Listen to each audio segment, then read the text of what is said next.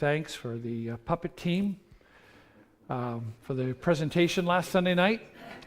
I appreciated that you picked on Pastor Tim and not me. I really want to thank you for that.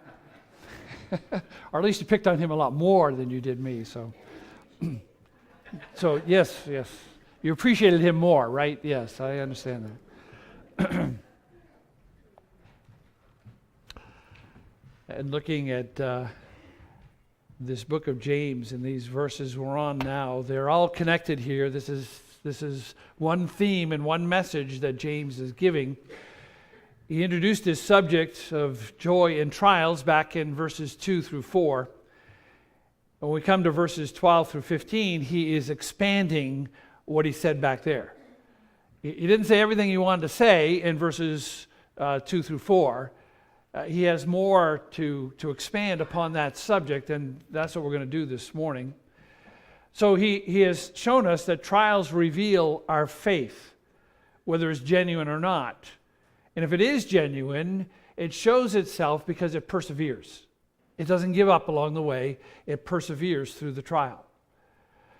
Trials also reveal our lack of wisdom. And if we have a genuine faith, then we know where to go for wisdom, and we ask God.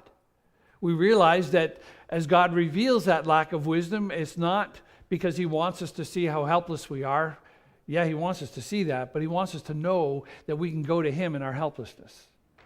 And where we lack, we can come to God and ask Him to supply what we lack. And in particular, in trials, we often lack wisdom. We also saw that James instructs us to fight for the joy of faith by resisting doubt and unbelief. He spoke about the lowly brother, the poor brother, who experiences this joy of faith because of the position that Christ has given him and the exalted position now that he has in Christ. He's also spoken to the rich brother to experience the joy in faith, the joy of faith through the trials as God delivers him from the pride of trusting in his riches, trusting in himself. He humbles him so that he can receive more grace. And there's joy in that. There's joy in humility as we receive more of God's grace. So as he's introduced the subject of trials, we all know that trials are difficult and they are unwanted. We know that they humble us because they're out of our control. There's nothing we can do to change what's happening. However, we want to escape the trial. We want to fix the situation, or we want to fix the people that are in the situation that are causing the trial. And we can complain or blame others or withdraw or go on the attack because of the pain that we feel in the midst of the trial. In other words, in the trial, we face temptation. In the trial, we face temptation. That's our subject this morning, trials and temptation, and the relationship between them. And the basic temptation that we face in trials is to trust our own resources instead of trusting God. To trust our own wisdom instead of trusting God's wisdom. So James turns his attention here to this aspect of trials as he expands upon this subject of joy in trials because of the joy of faith. It's interesting that the word translated trials in verse 2 in our New King James Version is the same word that is translated temptations in verse 12. Blessed is the man who endures temptation. It's the same Greek word. This Greek noun is used the same. It's trials or it's temptation because they're connected. The verb form of that word is found in verses 13 and 14, where he says, let no one say when he is tempted, I am tempted by God, for God cannot be tempted by evil, nor does he himself tempt anyone, which obviously he's referring there to temptation because he's talking about being tempted by evil, by something that is wrong. But it's the verb form of the noun that is used in verse 2 and again in verse 12. The noun that's translated trial, the noun that's translated temptation. So I want to address this relationship this morning so we can understand the temptations that we face in trials and how to respond to that in faith that perseveres through the trial. Because that's what genuine saving faith does. It perseveres through the trial. So let's begin with point number 1. Temptation is to be endured. He says that in verse 12. We are blessed when we endure. Blessed is the man who endures temptation. This blessing is a blessing of perseverance. In fact, here again, he uses some of the same words here. In verse 3, he said, knowing that the testing of your faith. Well, that word testing is the noun form of the verb that he's using here that's translated endures. So there's a lot of connection here between what he said in the earlier verses and what he's saying here. And basically he's saying you will face trials. And be ready, because in those trials you will also face temptations. And you are blessed when you persevere. Now I'd like you to turn with me to 1 Corinthians chapter 10. I'm not going to have it up here, so I'd like you to turn your Bibles there. To 1 Corinthians chapter 10. There is some important instruction here in 1 Corinthians 10 about temptation that relates directly to the subject we're on over in James. So what is temptation?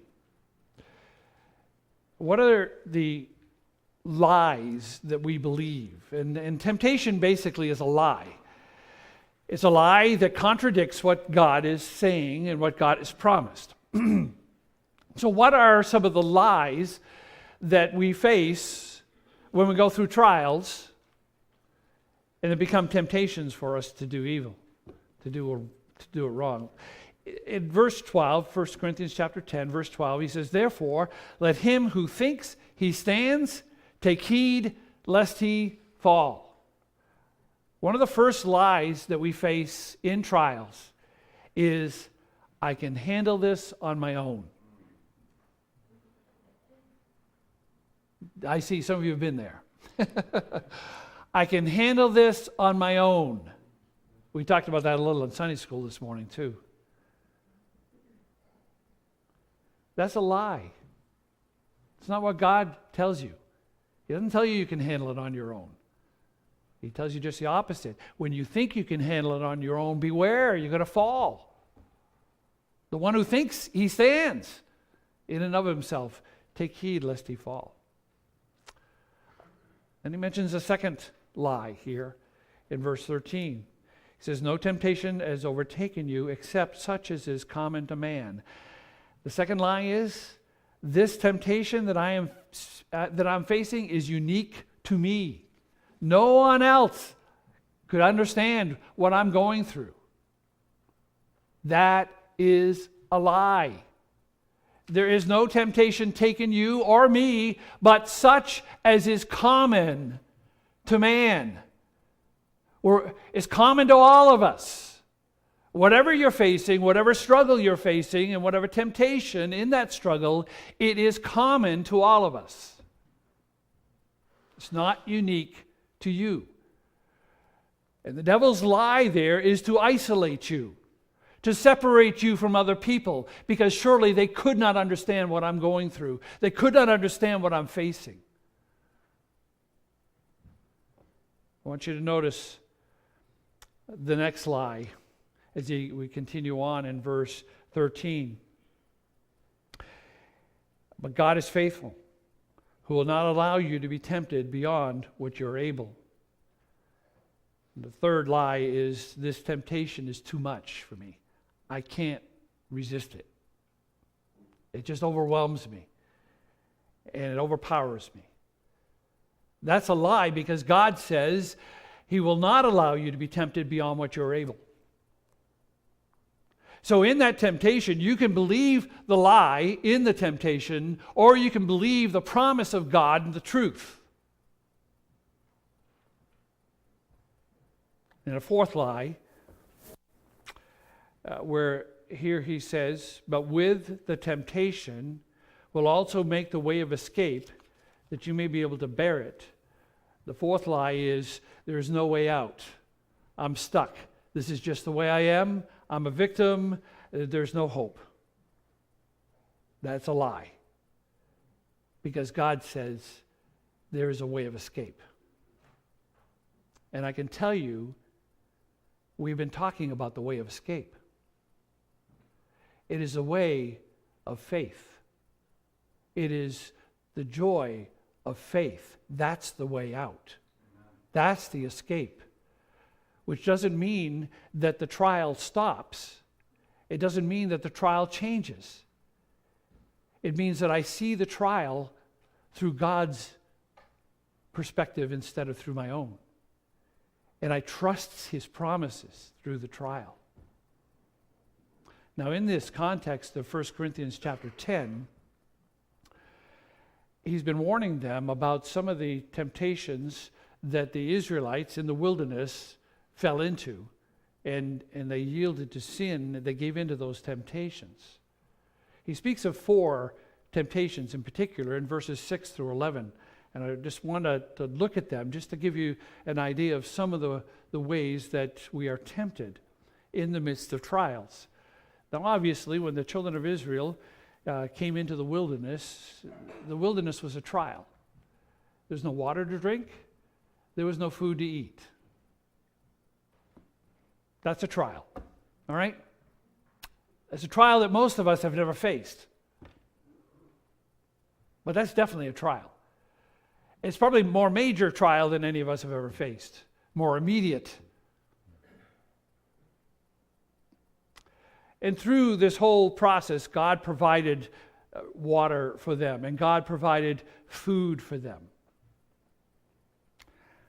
But when they came to Mount Sinai, and this is where we pick it up in verse 7, he says, and do not become idolaters. This is the first area of temptation that they gave into.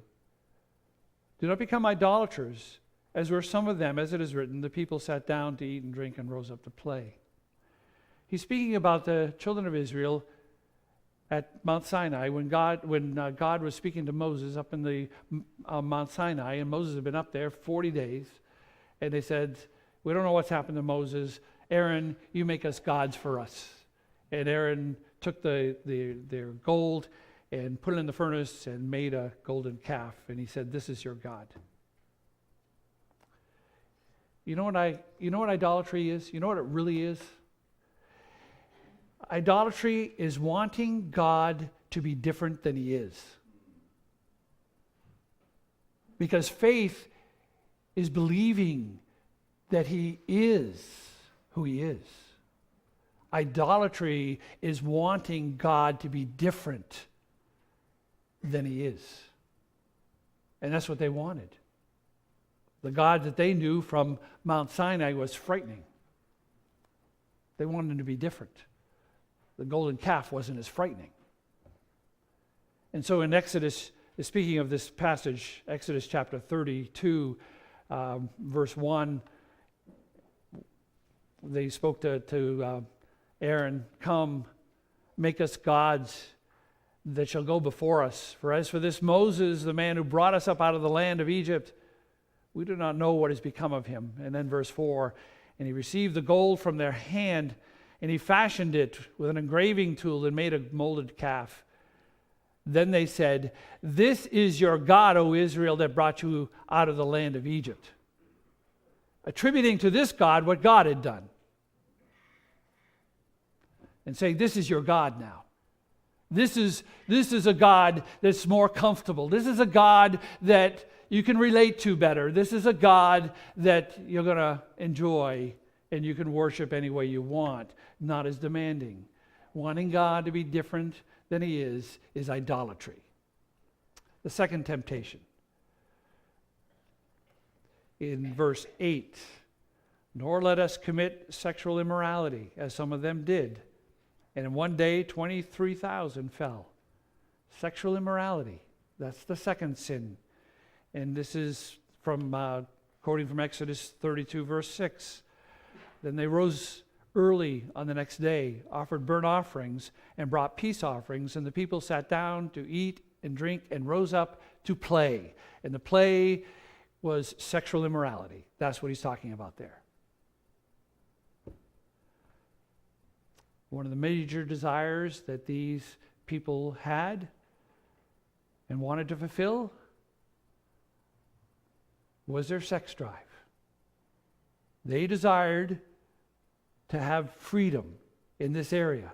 After all, that's what took place in Egypt. Everyone's doing it. Can't be that wrong if everyone's doing it. And after all, I think it's right for me.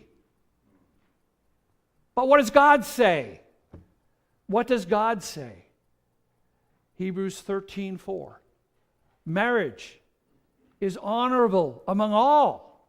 Believer and unbeliever. Marriage is honorable among all. "And the bed undefiled.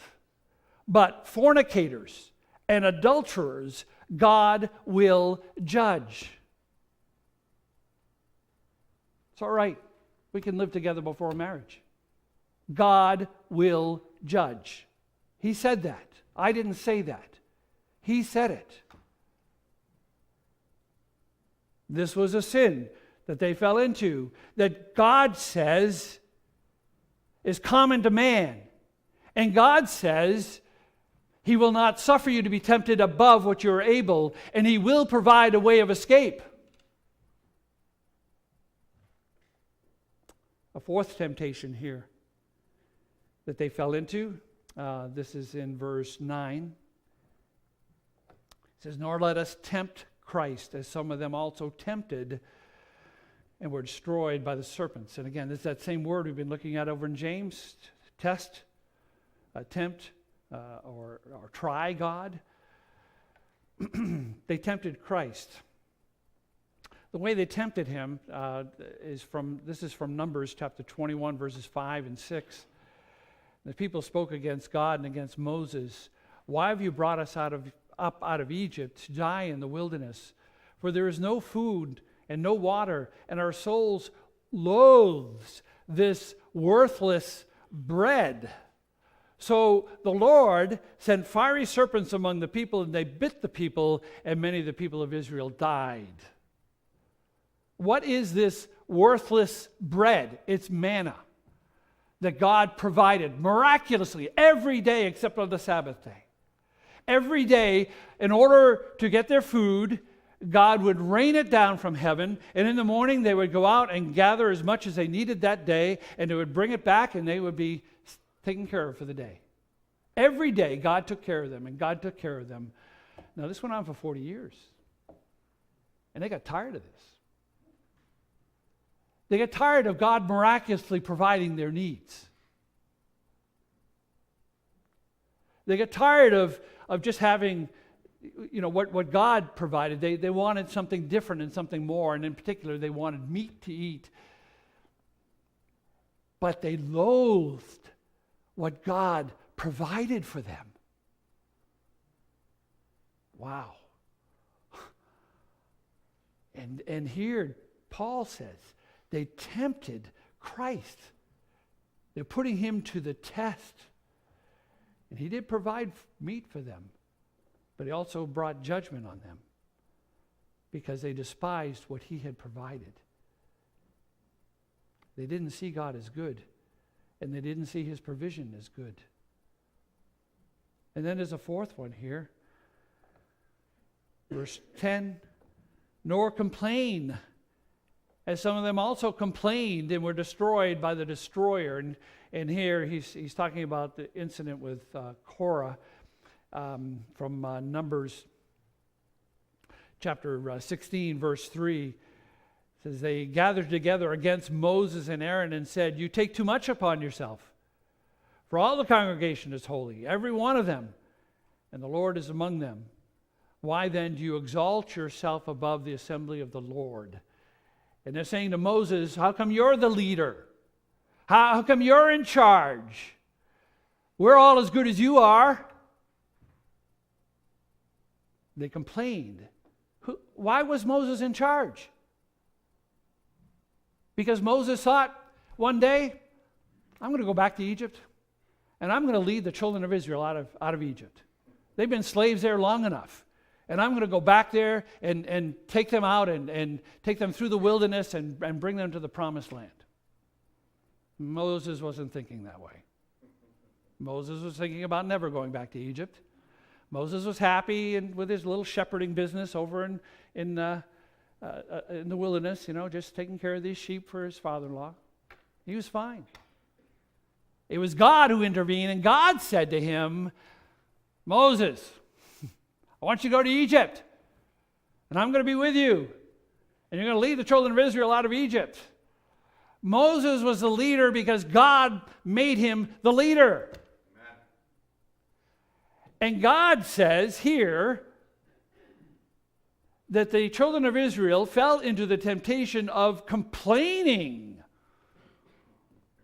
Well, I'm sure glad we never complain.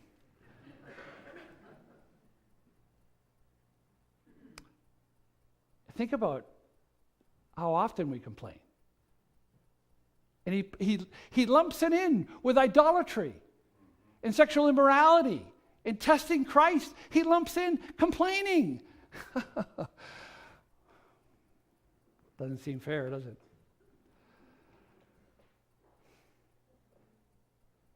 These are the temptations that Paul has been speaking about. When he gets to verse 13 and it says, no temptation has overtaken you, but such as is common to man. Now back to James.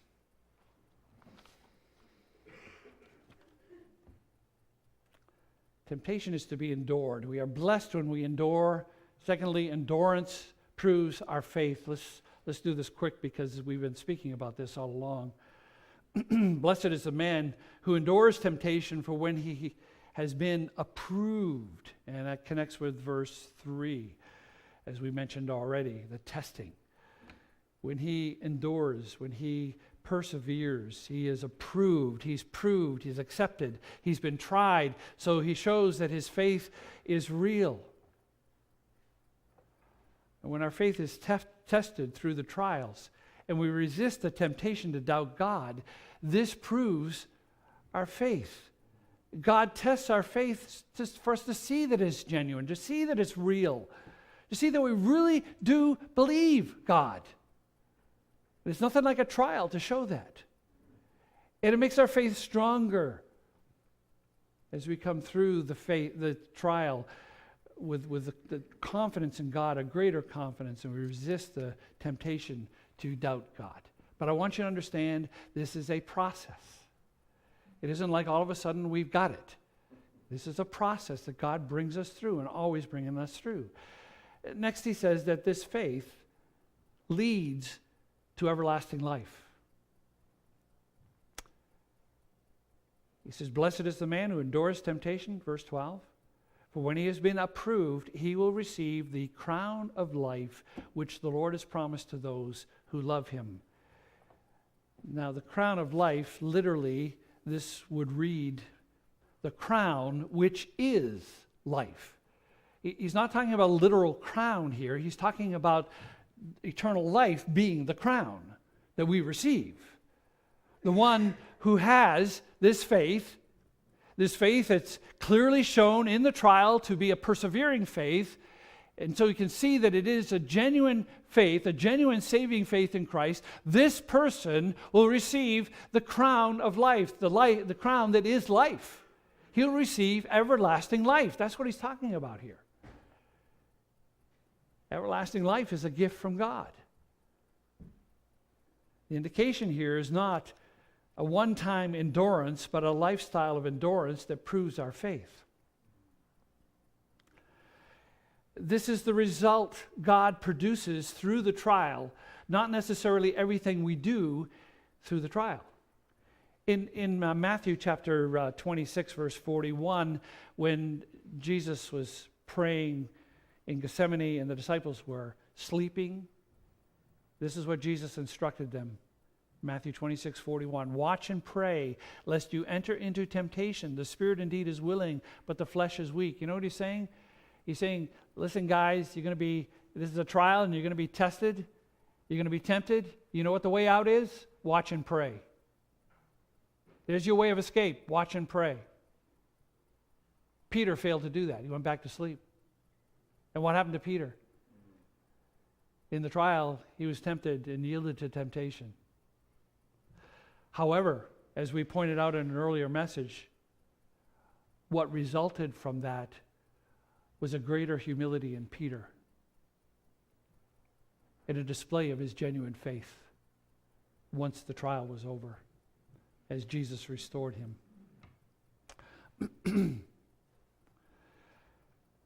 This is promised.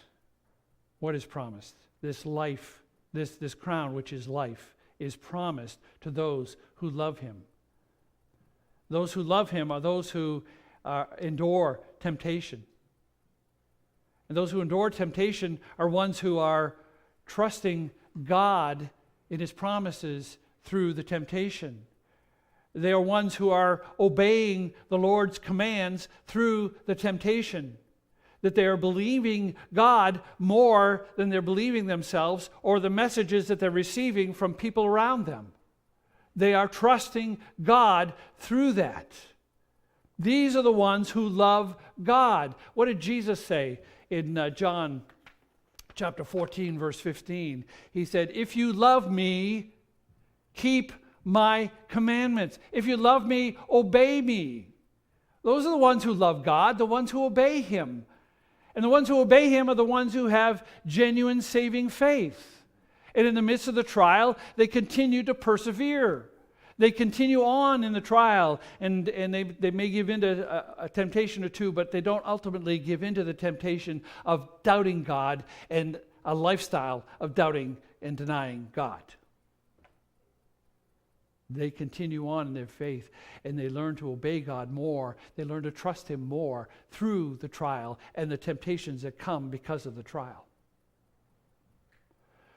So this one, receives the crown which is life. Those who love the Lord, those who obey him through the trial, by faith, they obey him and resist the temptations to doubt and be disloyal to the Lord and repent when they have yielded to temptation. As Peter repented after yielding to temptation. So number one, temptation is to be endured. Secondly, temptation is not from God. Temptation to do evil is not from God. Temptation in the trials is a reality. We're going to face temptation. He says here in verse 13, let no one say when he is tempted, I'm tempted of the Lord. And then he goes on to say, but each one is tempted when he's drawn away. In 1 Corinthians 10:13, Paul said that temptations are common to man. It's a common occurrence. Jesus knew this when he said to the disciples, watch and pray lest you enter into temptation. He knew temptation was coming because there was a trial. And when there's a trial, a temptation goes with it. Trials expose our weakness from which we want to hide or escape. And it's easy at that point to think we can trust in our own fleshly desires to rescue us. In fact, those desires lie to us and tell us that they can rescue us and find a way out of the trial or an escape from the trial. Every trial we face has an appeal to our fleshly desires and has an appeal to find some means of escape or relief within us instead of through faith in the Lord. That's the temptation. But that never comes from God. That temptation never comes from God. Because he says here clearly, no one can say when he is tempted, I am tempted by God. For God cannot be tempted by evil, nor does he himself tempt anyone. While God leads us into trials to test our faith, he never tempts us to do evil. But in the trial, there will be a temptation. God's purpose for the trial is to benefit our faith.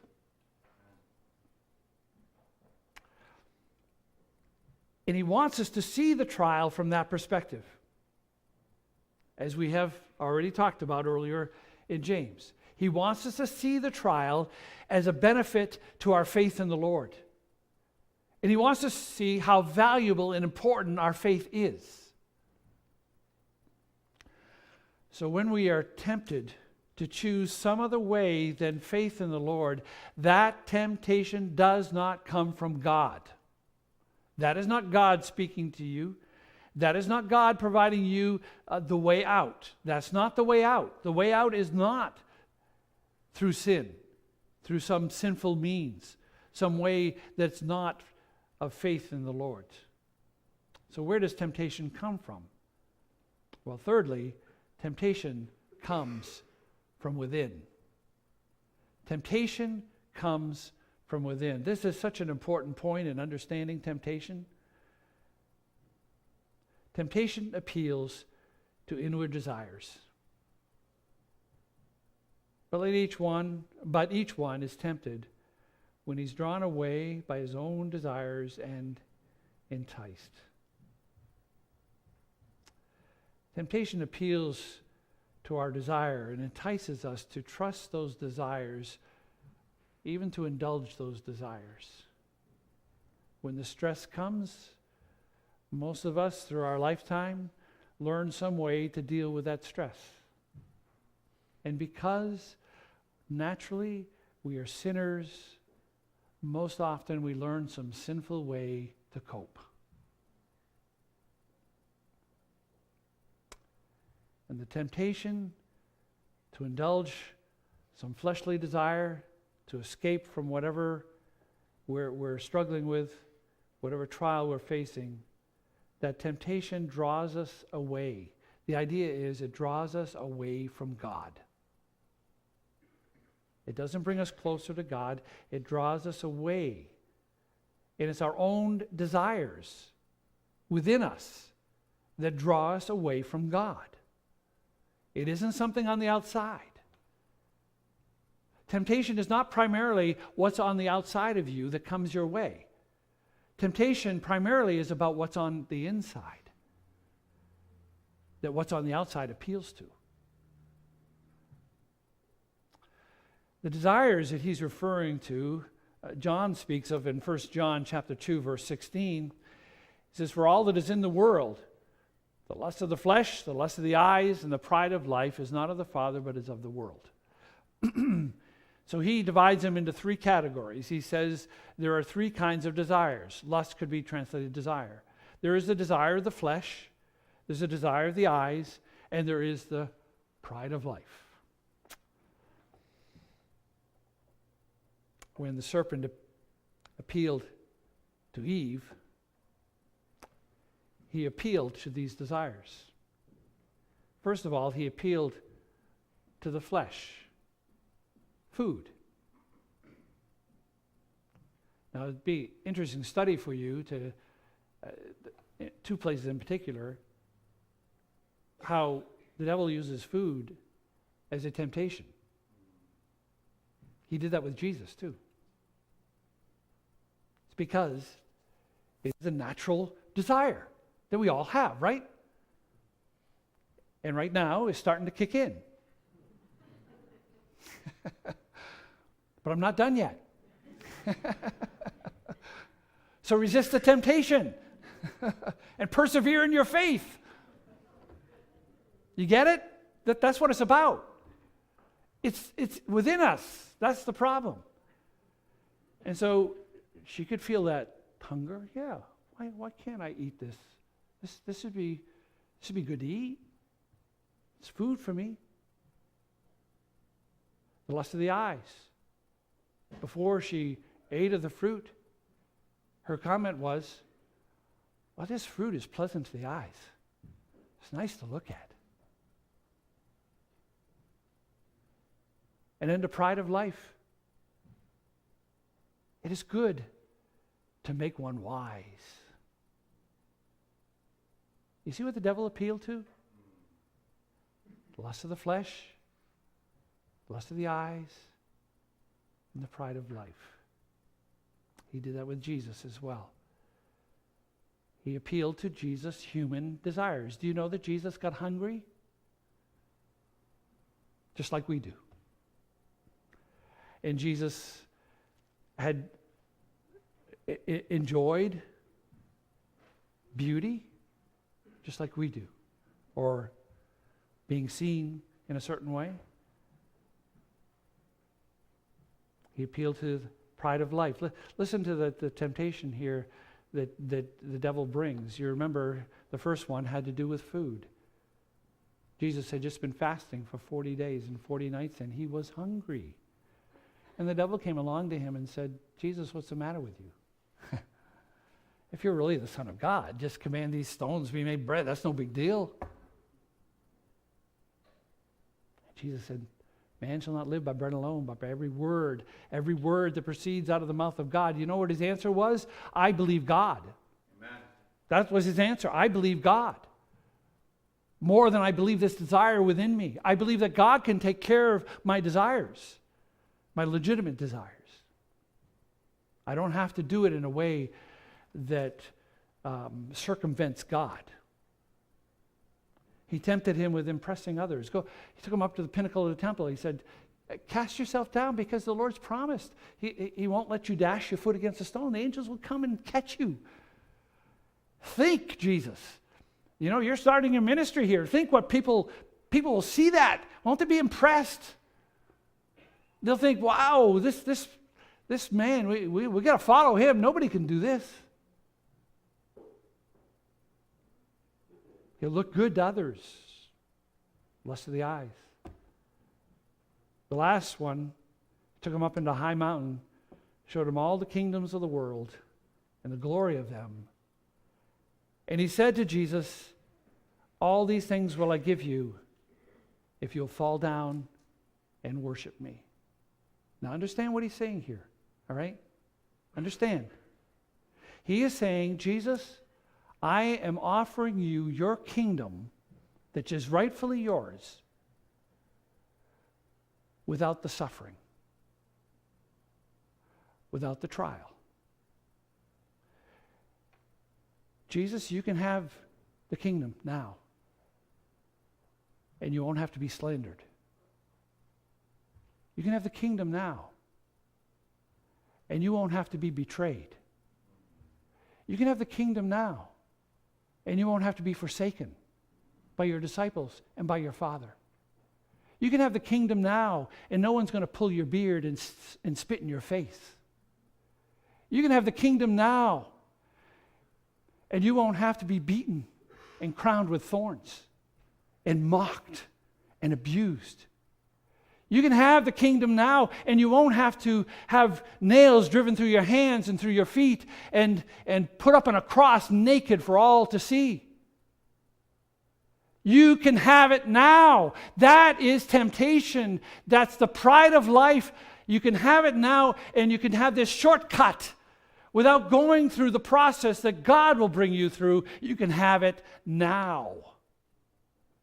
This was a real temptation for Jesus. Humanly speaking, this was a powerful temptation for Jesus. And what did he say? You shall worship the Lord your God, and him only shall you serve. Now, the reason that Jesus did not yield to these temptations is because there was righteousness in him. Because he knew who God was. And he had an intimate relationship with his Father. And he trusted his Father's word more than the desires he felt within him. Amen.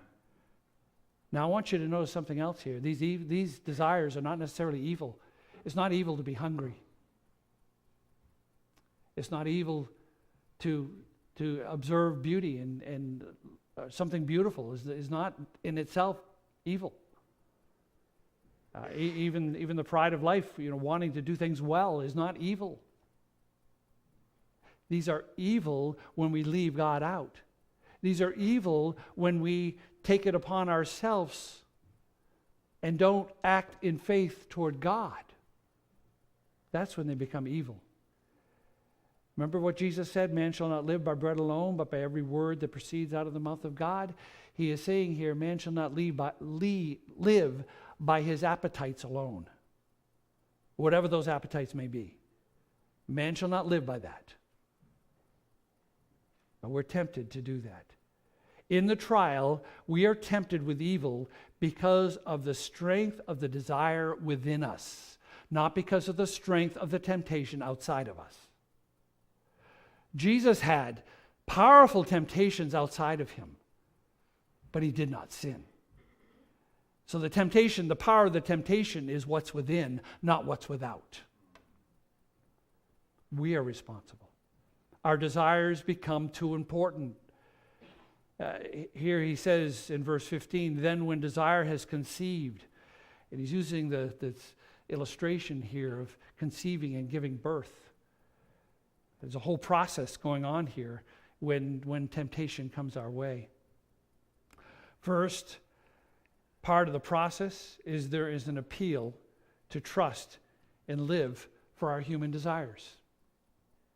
That's the first part of the process. It's conceived. The temptation comes and we think about it and we start meditating on it and think about, wouldn't it be good to be able to just yield? I have this desire, surely God wants this fulfilled. And we start rationalizing in our mind. That's where it all starts. We don't usually just jump into sin. It's usually there's a process that goes on. The second part of the process is that we're drawn away from God.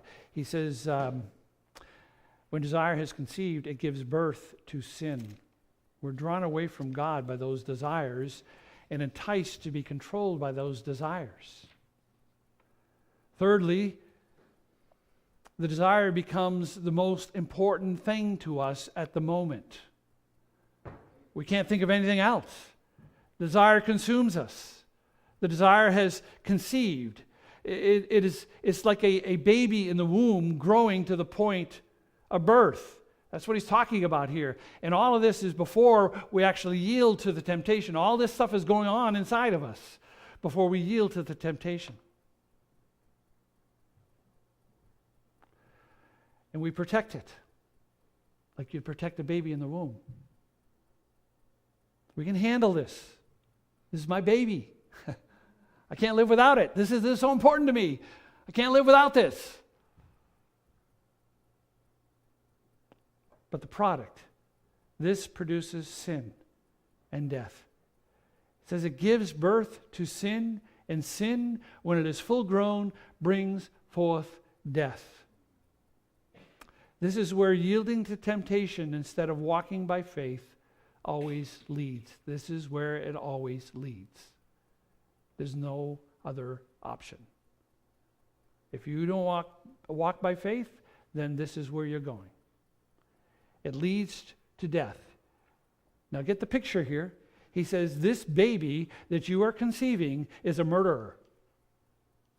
You're giving birth to a murderer. You're giving birth to something that will kill you. That's what he's saying. So understand the problem here with temptation.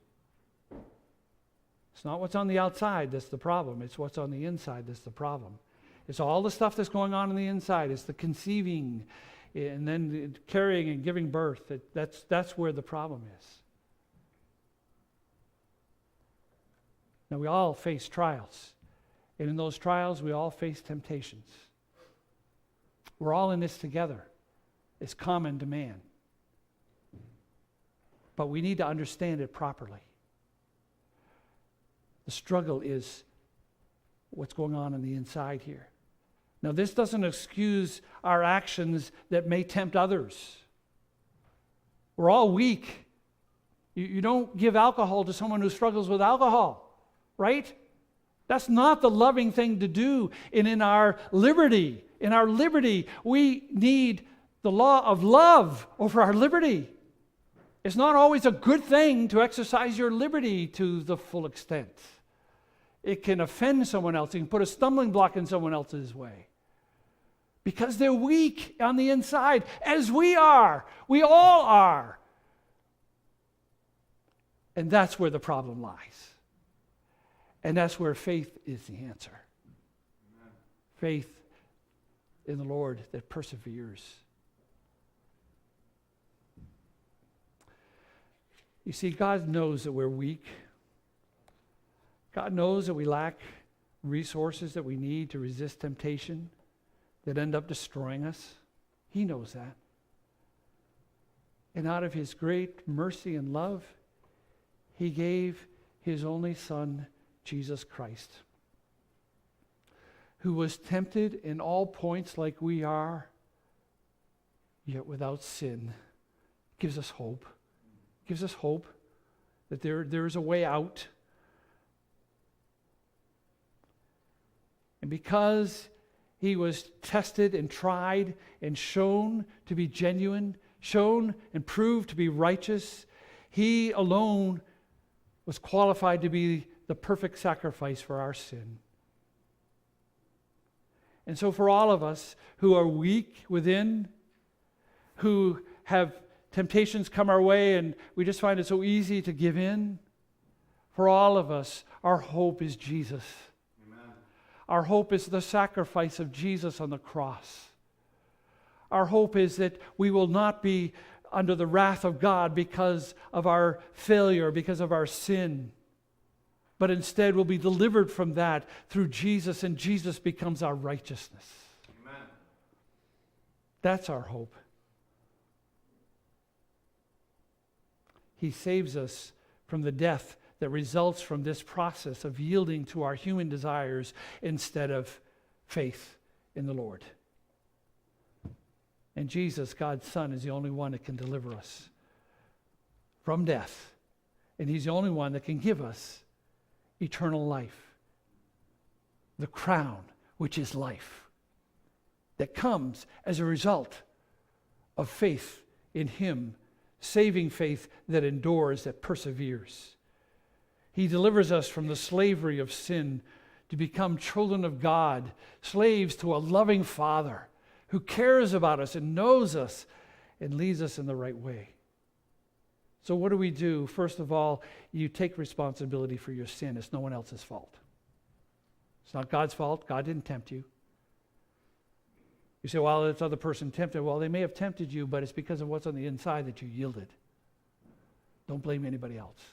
When you sin, you've sinned, and it's your fault. When I sin, and it's my fault. I can't blame anybody else. The problem is within.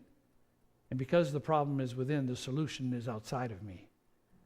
The solution's not in me. It's not for me to get better, to try harder, to do better. It's for me to trust someone outside of myself, to trust in the Lord and the power that He has to make me different, to change me, to make me into His child, and to give me the strength that I need through trials to resist temptation. We need to be saved from what is within us, because what is within us is killing us. You got it?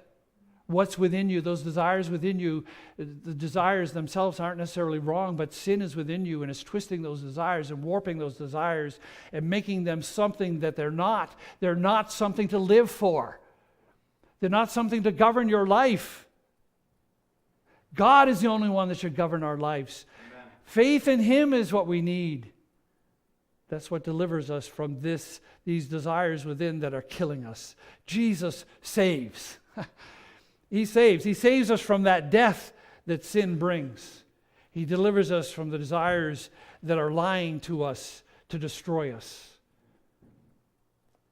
You see, it's no wonder the Lord tests our faith, because faith is so important. Amen. You got it? Faith is crucial. To have saving faith, genuine saving faith, is the most important gift that you will ever have. Nothing is more important than that. And so He tests it to show you you have it. Or He tests you to show you you don't. So that you'll fear. And so that you'll cry out to God for mercy. That He may give you that gift of faith to believe in Jesus Christ and to be saved. The test, the trial, is all about God's love for us. And that's why we can count it all joy when we fall into various trials. Amen? Amen.